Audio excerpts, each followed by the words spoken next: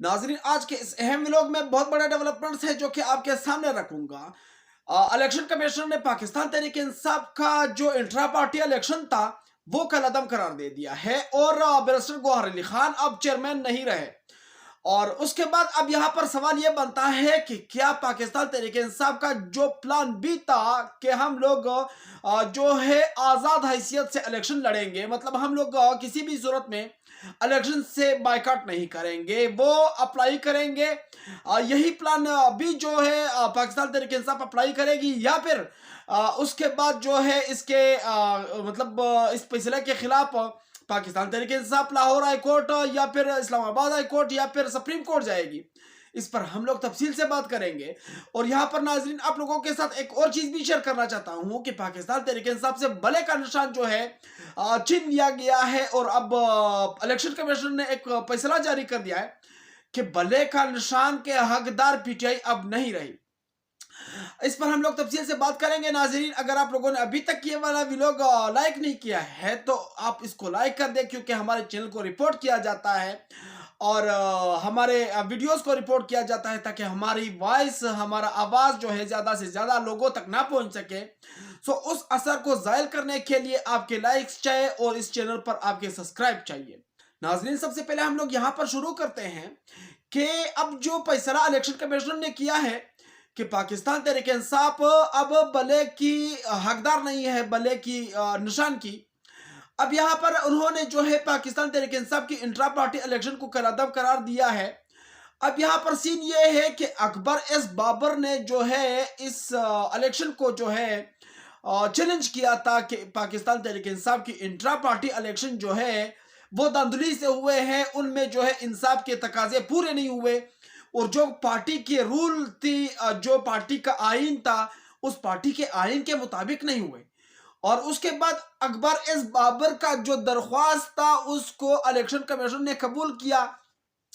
सबसे इंटरेस्टिंग चीज जो है नाजरीन वो ये है कि अकबर एस बाबर 15 साल से पीटीआई का हिस्सा नहीं है और पिछले 15 साल से पीटीआई ने, इमरान खान ने उसको पार्टी से निकाल दिया था कि ये जो है पार्टी की जो पॉलिसी है उसके खिलाफ चल रहा था, या उस वक्त भी ये लोगों की गुलामी करता था, लोगों की इशारों पे चलता था। जैसे कि आप सबको पता है कि आजकल ना अकबर एस बाबर किसी भी पार्टी का रहनुमा है, ना किसी पार्टी का वर्कर है, ना कोई ऑफिसर है, ना कोई आर्मी चीफ है, ना कोई सियासतदान है, कुछ भी नहीं है।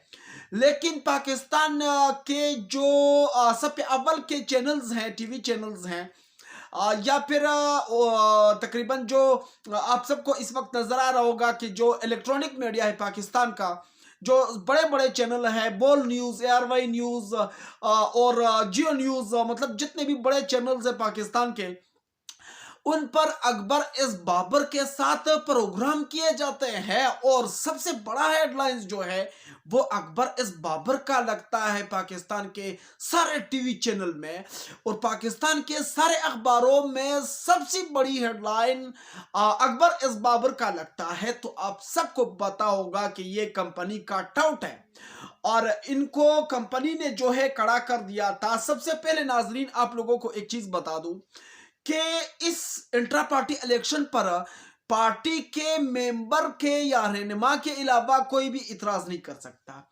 और सबसे इंटरेस्टिंग चीज जो है वो ये है कि पार्टी, पाकिस्तान तहरीक इंसाफ की पार्टी के अंदर इस इलेक्शन पर किसी ने भी कोई इतराज नहीं किया और ना किसी ने ये ऑब्जेक्शन की कि ये पार्टी के आइन के मुताबिक नहीं हुआ है ये इलेक्शन, या फिर पार्टी के रूल के मुताबिक नहीं हुआ है, या फिर कोई धांधली की गई है, या हमें कागजात जमा करने नहीं दिए गए।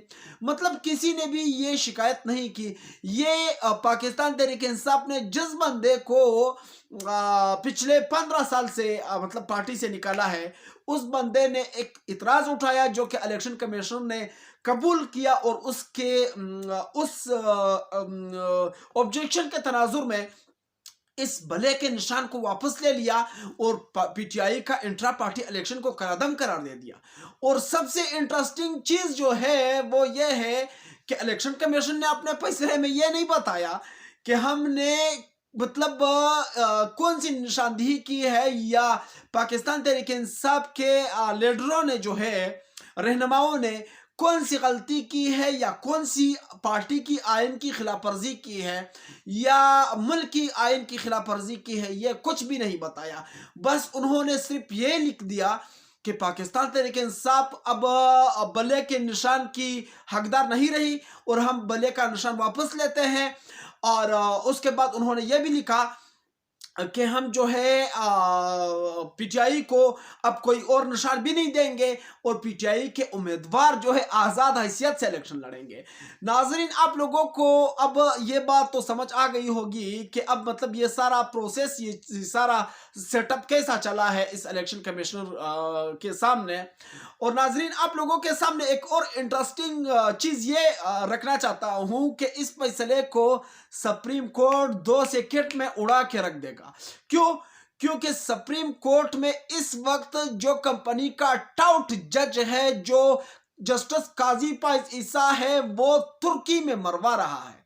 वो तुर्की में छुट्टियों पर चले गए हैं और उसकी जगह पर जो सरदार तारिक मसूद है, चीफ जस्टिस कायम मुकाम चीफ जस्टिस है, वो अब फैसला देने वाला है, जो कि उन्होंने पीटीआई के चेयरमैन इमरान खान और शाह महमूद कुरैशी को जो जमानत भी दिया है साइफर केस में, वही जज जो कायम मुकाम जज है वही फैसला देगा इस पर।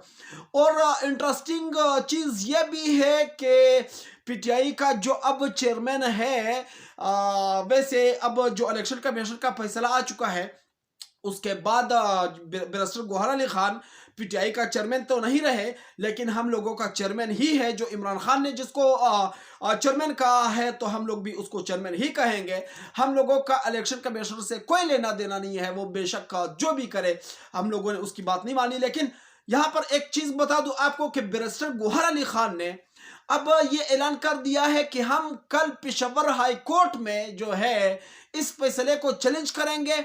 और उसके बाद उन्होंने ये भी ऐलान कर दिया कि हम लोग जो है इस फैसले को सुप्रीम कोर्ट में चैलेंज करेंगे सोमवार को। अब यहाँ पर नाजरीन देखना है कि सुप्रीम कोर्ट और पेशावर हाई कोर्ट में इंसाफ होगा या नहीं होगा।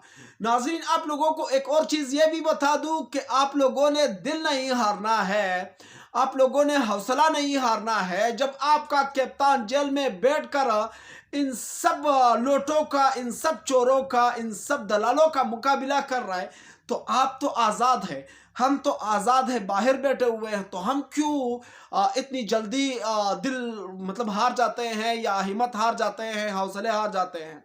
नाजरीन, आप लोगों का इस रिपोर्ट पर क्या कहना है वो आप लोग मुझे कमेंट में ज़रूर बताइए।